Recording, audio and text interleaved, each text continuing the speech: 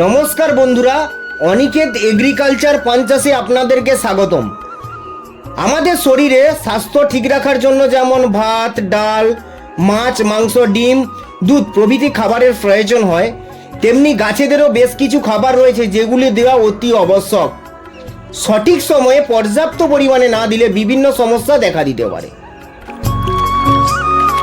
পান গাছের এই অত্যন্ত প্রয়োজনীয় খাবারগুলি কোন কোন খাবারের মধ্যে পাওয়া যায়, বা কেবল জৈব সার প্রয়োগ করলে কি গাছ তার প্রয়োজনীয় খাবারের চাহিদা মেটাতে পারবে? গাছ কোন কোন স্টেজে কোন কোন সারের প্রয়োজন হয় সব কিছু আলোচনা করব আজকের এই ভিডিওতে।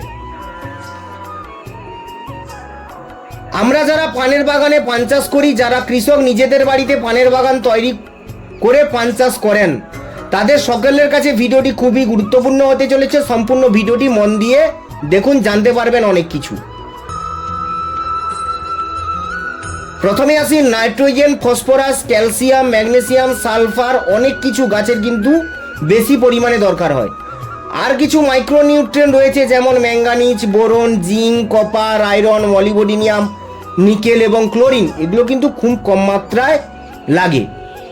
কোনো একটি ঘাটতি থাকলে গাছের কিন্তু বৃদ্ধি এবং ফুল ফলের উপর প্রভাব পড়তে পারে। বাংলা পান হোক বা মিষ্টি পান হোক, বিভিন্ন সময়ে অল্প বিস্তর রাসায়নিক সার ব্যবহার করতেই হয়। চাষিরা তো বলাই কার্যগত রাসায়নিক সারের এবং জৈব সারের উপর নির্ভরশীল। অনেক চাষি রয়েছে যারা জৈব সার এবং টেকনিক্যাল রাসায়নিক সারও কিন্তু বাগানে ব্যবহার করে। রাসায়নিক সার ব্যবহারে কিন্তু অনেকে আবার দোকানদারের উপর নির্ভরশীল হয়ে কিন্তু বাগানগুলোকে চালায়, বা রোগ পোকার কথা শুনে দোকানদার নাম বলে দেয়। কাজ এবং পরিমাণ ভালো করে না জেনে চাষিরা সেটা কি করে না, বাগানে ব্যবহার করে। তাতে খরচও হয় আর ক্ষতিও হয়, দুটোই কিন্তু বেশি হয়। কোন সার গাছের কোন কোন খাবারের মধ্যে রয়েছে তার সম্পর্কে যদি সঠিক ধারণা চাষিদের থাকে, তাতে ব্যবহার করতে যেরকম সুবিধা হবে সেরকম কিন্তু পানও বড় হবে, গাছ ডেভেলপমেন্টও হবে, বাগান ভালোও চলবে। সঠিক পরিমাণে সার প্রয়োগ করলে কিন্তু ফসলের উৎপাদন ক্ষমতা বেড়ে যাবে। আমাদের খুব পরিচিত যে রাসায়নিক সারগুলো, আমরা টেকনিক্যাল খাবারগুলো যে ব্যবহার করি, 19-19 বাজার থেকে 13-0-45, অনেক কোম্পানির অনেক ব্র্যান্ডের আছে। সিঙ্গেল সুপার ফসফেট, 10-26, 28-28, পটাশ, এগুলো নিয়ে কিন্তু প্রথমে আজকে আমরা আলোচনা করব, তারপরে কিন্তু অন্য সারের কথা আলোচনা করব।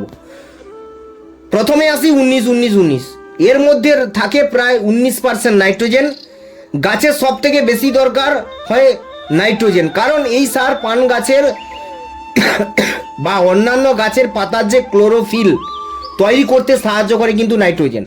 গাছের ডালপালা সবুজ হয়, পাতা অল্প সময়ে খুব তাড়াতাড়ি বড় হয়ে ওঠে।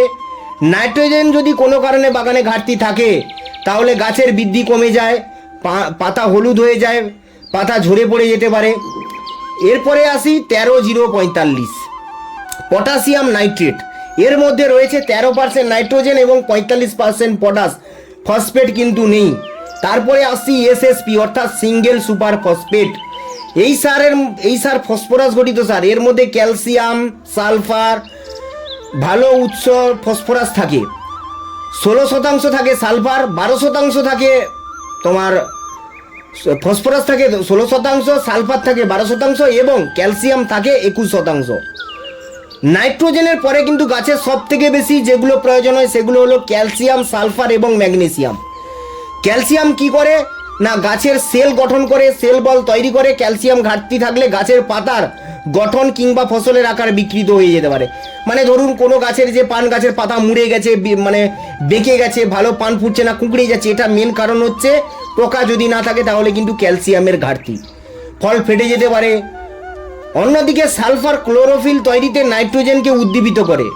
মানে আপনারা নিশ্চয়ই বুঝতে পারছেন যে প্রোটিন গঠনে সহায়তা করে, সালোক সংশ্লেষ প্রক্রিয়ায় গুরুত্বপূর্ণ ভূমিকা পালন করে। মানে গাছের পাতাতে যখন সূর্যালোক পড়বে সেখান থেকে সালোক সংশ্লেষ রান্না করে কিন্তু গাছকে একটা খাওয়ার প্রোটেকশন করবে। এটাই হচ্ছে তার একটা, সালফারের হচ্ছে কাজ হচ্ছে এটাকে সাহায্য করা, মানে অর্থাৎ ভূমিকা পালন করা। এই অবধি আপনাদেরকে এই ভিডিওটি সংক্ষিপ্ত বললাম।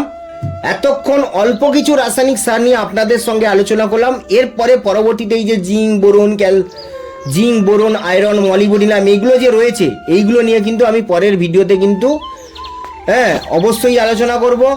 যারা রাসায়নিক সার ব্যবহার করবেন না তারা জৈব ব্যবহার করতে পারেন, তবে জৈব নিয়ে একটা গুরুত্বপূর্ণ বিষয় রয়েছে, এই উপর একটা ভিডিও আমি বানাবো, আলোচনা করব।